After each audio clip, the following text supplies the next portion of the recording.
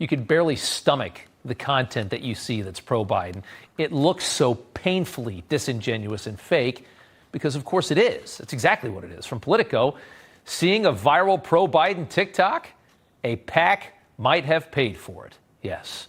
Spending $1 million for its first ever creator program, enlisting 150 influencers to post on social media in the 2024 election cycle. They know what kids are watching, and they're just paying those people to propagandize and to support his reelection. Just part of the very perverse scheme to get America's worst president in history somehow reelected. Eric Eggers investigates government corruption. He joins us now along with Sebastian Gorka. Good to see you guys. Eric, talk about the laws broken. I mean, you have a president that's weaponizing the government that he controls to produce more of his voters. That is vile behavior.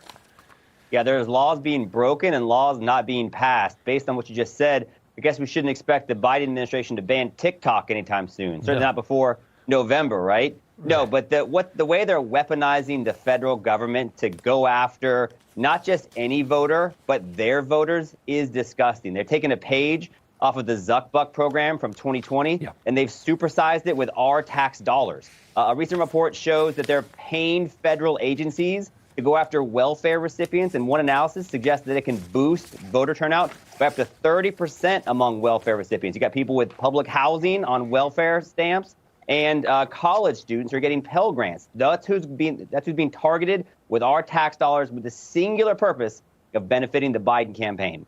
Yeah, it's infuriating, as are most things that we see from this administration in their attempts to consolidate power. So, Sebastian, talk about they use this demos, this radically left-wing group, to coordinate the effort to force government agencies to become politically active. He's using this group while he's the president. That's how emboldened they are to do whatever the hell they want.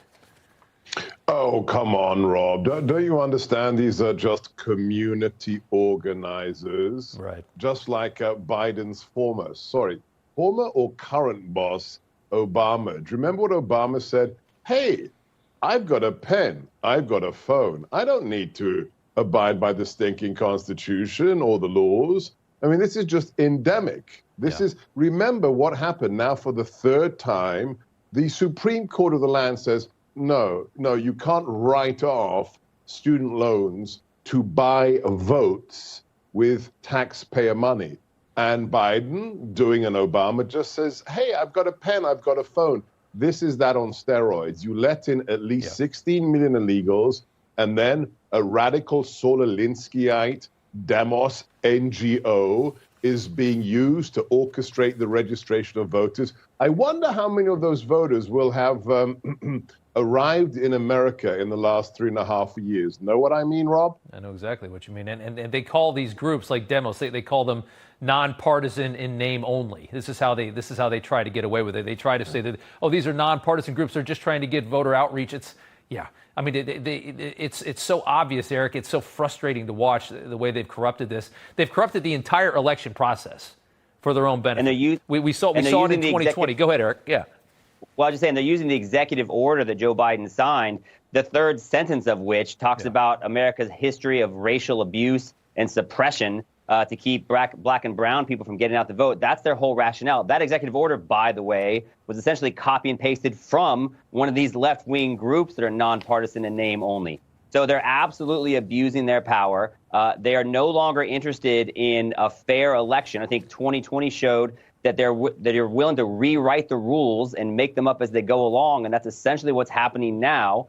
They don't have COVID to undermine election integrity. So they're using the federal government to register lots of people. To Seb's point, who knows when these people arrived? Who knows if they're legal voters or not? We've had Mississippi Attorney General's right to complain that they're trying to register people in actual prisons. U.S. Marshals are diverting resources from upholding the law to get people in prison to vote, and there's laws against that. So that's just one of the many laws that are being violated with this get-out-the-vote scheme by the Biden administration. Yeah, and we know exactly where, as far as with the massive illegals that have come into this country and who wins this next election will be huge to figure out what happens with them.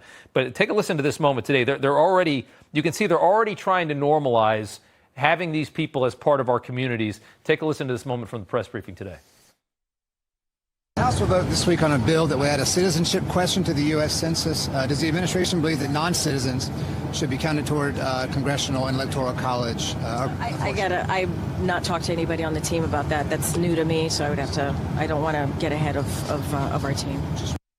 Yeah, Sebastian, they're just slowly easing this on to people. Get used to your 15 million new neighbors that all owe Joe Biden a huge favor. I guess she doesn't know there's a thing called the House of Representatives where somebody called Jerry Nadler actually on the record said, yeah, of course that's what we're doing. We are counting residents so that we can redraw the election map, the electoral map in America. Jerry Nadler said it on record during a hearing. I guess the White House press secretary, the diversity hire, doesn't pay attention to Congress. I wonder if she knows how many houses of Congress or chambers there are. This has been a plan all along. And what nation in the world, name me one nation that doesn't count whether or not you're a citizen on their census. There's only one reason for doing that, so you can steal elections with illegals voting. That's the only reason. Yeah, and what sophisticated nation has 40 days to vote and doesn't want to check ID and does all of these other things that are just very beneficial? India has voter ID, more than 1 billion people. Mexico, that's basically in a state of insurgency the whole time. Mexico has voter ID. What a clown show. Embarrassing. Eric Eggers, Sebastian Gorka, good to see you guys. Thank you so much.